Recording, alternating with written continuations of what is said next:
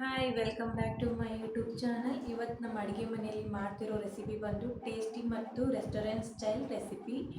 ಮೃದುವಾದ ಪನ್ನೀರು, ರುಚಿಯಾದ ಹಸಿರು ಬಟಾಣಿ ಜೊತೆಗೆ ಸುಮಧುರವಾದ ಮಸಾಲೆ ಇದೆಲ್ಲ ಸೇರಿ ರೆಡಿ ಆಗೋದು ಪನ್ನೀರ್ ಮಟರ್ ಮಸಾಲ. ಇದನ್ನು ನಾವು ಚಪಾತಿ, ರೊಟ್ಟಿ, ರೈಸ್ ಜೊತೆ ತಿಂದರೆ ರುಚಿ ಮಾತ್ರ ಸೂಪರಾಗಿ ಇರುತ್ತೆ. ಹಾಗಿದ್ರೆ ತಡ ಯಾಕೆ, ಬನ್ನಿ ನಮ್ಮ ರೆಸಿಪಿನ ನಿಮ್ಮ ಜೊತೆಗೆ ಶೇರ್ ಮಾಡ್ತೀನಿ. ಪನ್ನೀರ್ ಮಟರ್ ಮಸಾಲನ ಆನಿಯನ್ನ ಸಣ್ಣದಾಗಿ ಚಾಪ್ ಮಾಡಿ ಸೈಡಲ್ಲಿ ಇಟ್ಕೊಂಡು, ನೆಕ್ಸ್ಟ್ ಪನ್ನೀರನ್ನ ಕಟ್ ಮಾಡಿಕೊಂಡು ಇದನ್ನು ಸ್ಕೂಪ್ ಥರ ಮಾಡಿ ಸೈಡಲ್ಲಿ ಇಟ್ಕೋಬೇಕು. ಹಾಗೆ ಹಸಿ ಬಟಾಣಿನ ಸ್ವಲ್ಪ ಬಾಯ್ಲ್ ಮಾಡಿ ಕುದಿಸಿ ಸೈಡಲ್ಲಿ ಇಟ್ಕೋಬೇಕು.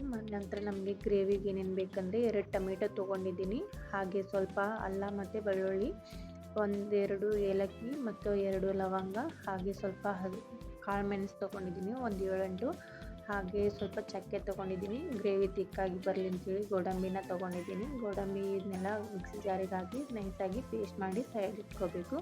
ಹಾಗೆ ಕಡಾಯಿಗೆ ಸ್ವಲ್ಪ ಎಣ್ಣೆನ ಹಾಕ್ಕೊಂಡು ಲೋ ಫ್ಲೇಮಲ್ಲಿಟ್ಟು ಒಂದು ಪಲಾವ್ ಎಲೆ ಹಾಕಿ ಅದಕ್ಕೆ ಸ್ವಲ್ಪ ಖಾರದ ಪುಡಿ ರುಚಿಗೆ ತಕ್ಕಷ್ಟು ಹಾಕಿ, ಹಾಗೆ ನೆಕ್ಸ್ಟ್ ಅದನ್ನು ಚಾಪ್ ಮಾಡ್ಕೊಂಡಿರೋ ಆನಿಯನ್ನ ಹಾಕಿ ಫ್ರೈ ಮಾಡ್ಕೋಬೇಕು. ನೆಕ್ಸ್ಟ್ ಆನಿಯನ್ ಸ್ವಲ್ಪ ಗೋಲ್ಡನ್ ಬ್ರೌನ್ ಬರೋ ತನಕ ಚೆನ್ನಾಗಿ ಫ್ರೈ ಮಾಡಬೇಕು. ಆನಿಯನ್ನು ಹಸಿ ವಾಸನೆ ಎಲ್ಲ ಹೋಗಬೇಕು ಅದರಲ್ಲಿರೋದು. ಆಮೇಲೆ ಲೋ ಫ್ಲೇಮಲ್ಲಿ ಇಟ್ಟೆ ಮಾಡಿ ಈ ಥರ ಎಣ್ಣೆ ಎಲ್ಲ ಬಿಟ್ಕೋಬೇಕದು. ಚೆನ್ನಾಗಿ ಕಲರ್ ಬರುತ್ತೆ. ಗ್ರೇವಿ ಈ ಥರ ಎಲ್ಲ ಬರೋದ್ರಿಂದ ಸ್ವಲ್ಪ ನೀಟಾಗಿ ಫ್ರೈ ಮಾಡಿ ಆನಿಯನ್ನ.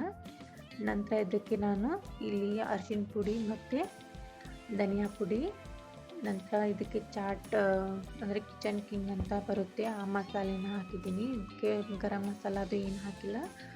ಸೊ ಆ ಮಸಾಲ ಹಾಕೋದ್ರಿಂದ ಗ್ರೇವಿ ಟೇಸ್ಟ್ ಚೆನ್ನಾಗಿ ಬರುತ್ತೆ. ಕಿಚನ್ ಕಿಂಗ್ ಅಂತ ಹೇಳಿ ನಾ ಇದನ್ನೇ ಗ್ರೇವಿಗಳಿಗೆ ಯೂಸ್ ಮಾಡೋದು.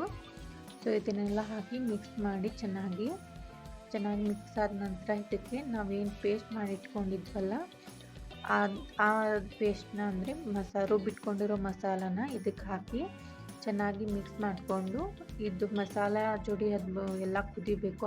ಆನಿಯನ್ ಜೊತೆ ಚೆನ್ನಾಗಿ ಕುದ ನಂತರ ಕಲರ್ ಚೆನ್ನಾಗಿ ಬರುತ್ತೆ, ನೋಡ್ಬೋದು. ಈ ಥರ ಆಯಿಲ್ ಎಲ್ಲ ಬಿಡಬೇಕದು. ಸೊ ಸ್ವಲ್ಪ ಹೊತ್ತು ಕೈ ಆಡಿಸ್ತೇನೆ ಅದನ್ನು ಕುದಿಸ್ಬೇಕು. ಲೋ ಫ್ಲೇಮಲ್ಲಿಟ್ಟೆ ಮಾಡಿ, ಇಲ್ಲಾಂದರೆ ತಳ ಸಿದೋಗುತ್ತೆ.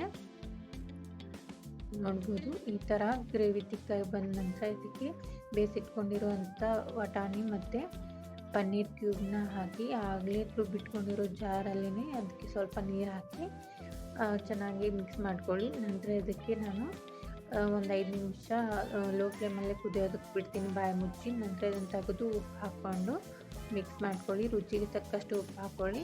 ನೆಕ್ಸ್ಟ್ ಇದ್ರ ಮೇಲೆ ಕೊತ್ತಂಬರಿನ ಕಟ್ ಮಾಡಿಕೊಂಡ್ರೆ ರುಚಿಯಾದ ಪನ್ನೀರ್ ಮಟರ್ ಮಸಾಲ ರೆಡಿ ಆಗುತ್ತೆ. ಮೇಲೆ ಸ್ವಲ್ಪ ಗೀ ಹಾಕ್ಕೊಳ್ಳಿ, ಚೆನ್ನಾಗಿ ಟೇಸ್ಟ್ ಇರುತ್ತೆ. ಸೊ ಗೀ ಹಾಕೋದ್ರಿಂದ ಇದರೆಲ್ಲ ಸ್ನೇಹಿತರೆ ಯಾವ ಥರ ನಾವು ಪನ್ನೀರ್ ಮಟರ್ ಮಸಾಲಾನ ಮನೆಯಲ್ಲಿ ರುಚಿಕರವಾಗಿ ಆರೋಗ್ಯಕರವಾಗಿ ಮಾಡ್ಕೋಬೋದು ಅಂತ ಹೇಳಿ ಇದೇ ಥರದ ರೆಸಿಪಿಗಳಿಗಾಗಿ ನನ್ನ ಚಾನಲ್ನ ಸಬ್ಸ್ಕ್ರೈಬ್ ಮಾಡ್ಕೊಳ್ಳಿ. ಹಾಗೆ ಲೈಕ್, ಶೇರ್, ಕಮೆಂಟ್ ಮಾಡಿ. ಹಾಗೆ ನಿಮಗೆ ಯಾವ ರೆಸಿಪಿನ ಮಾಡಬೇಕು ಅಂತ ಕಮೆಂಟ್ ಮೂಲಕ ತಿಳಿಸಿ.